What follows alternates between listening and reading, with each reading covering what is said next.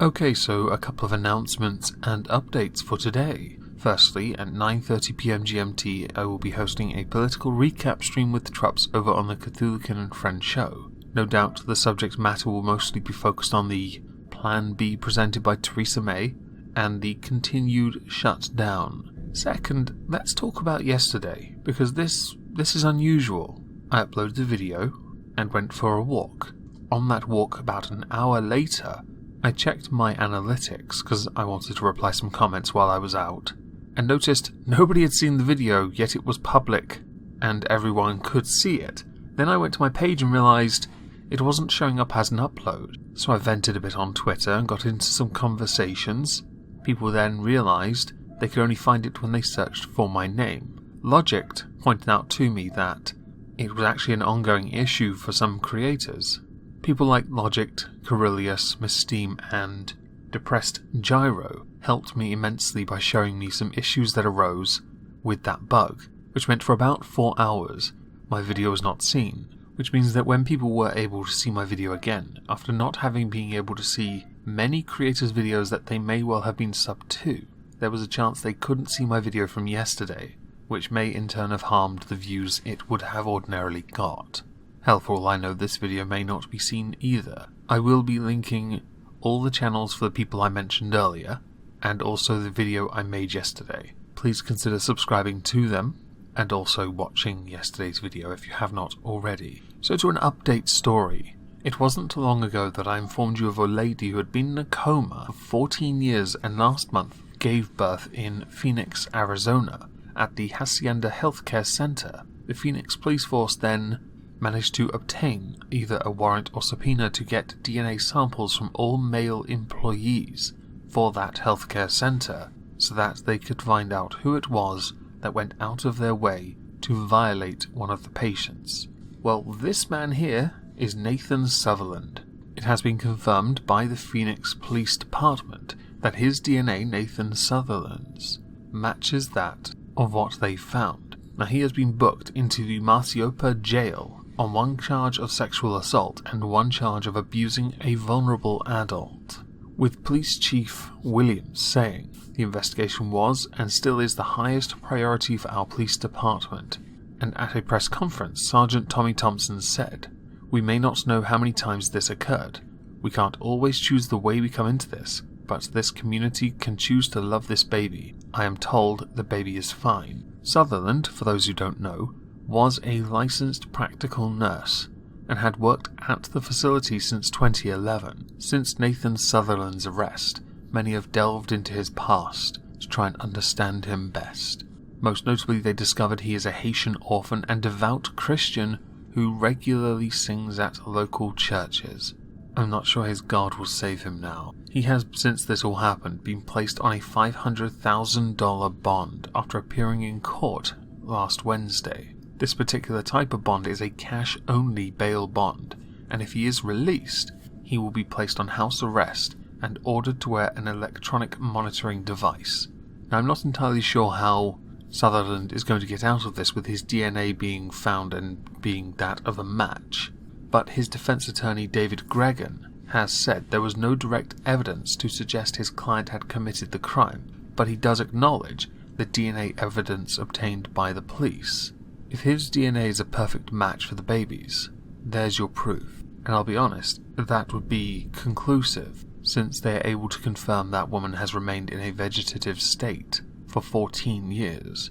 There is a literal 0 chance he could confirm or prove that she somehow gave consent.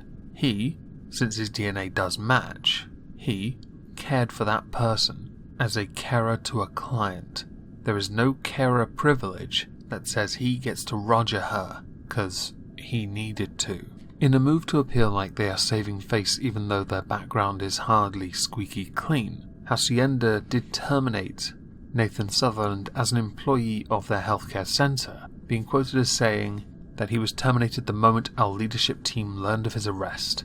Every member of the Hacienda organization is troubled beyond words to think that a licensed practical nurse could be capable of seriously harming a patient.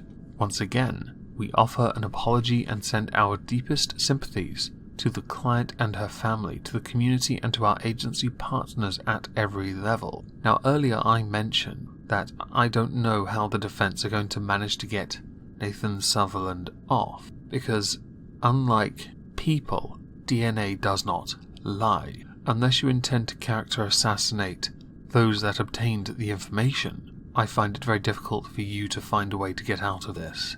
And you're certainly not going to get your job back, because seriously, DNA does not lie. It is somewhat fascinating to me that that was meant to be an update and has become quite a large chunk of this video. Now, the subject of the video that I had planned for, but have somehow gotten off track because of the update and other nonsense, concerns Mohammed Al-Ghaiti, who is an Egyptian TV host on a privately owned LTC TV channel. Now, in a court in Giza, Mohammed Al-Ghaiti was fined 3,000 Egyptian pounds or 130 UK pounds for promoting homosexuality and sentenced to 1 year of hard labour for committing one of the most heinous crimes you could ever imagine. He interviewed one of the gays.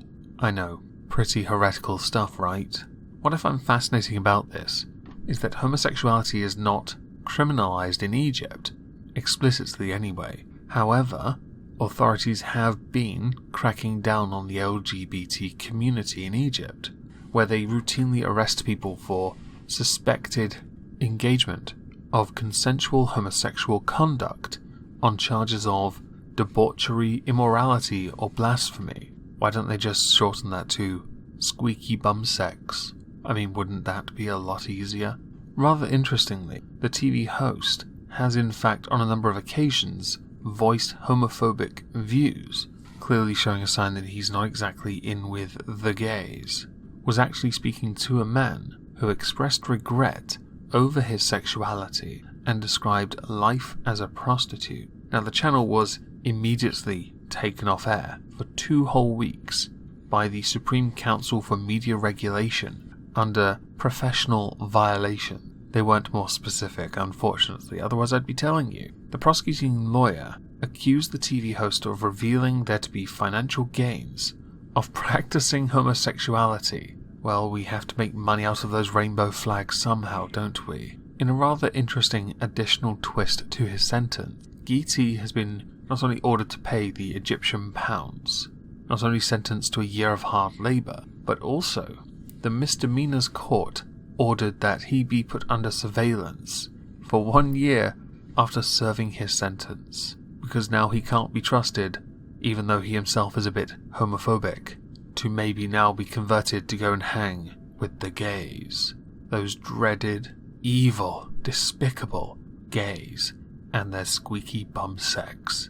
Those particular charges could in fact be appealed against and suspended if Ghaiti pays 1,000 Egyptian pounds, so about 40 quid, pending the appeal's outcome. Now, the prosecuting lawyer, Mr. Sabri, has actually featured in the past, where he filed a case against the Egyptian actress Rania Youssef on charges of inciting debauchery for this outfit here, which I think is quite nice, and she's quite hot. But he dropped the case after Miss Youssef apologised. It's all about that purity, right?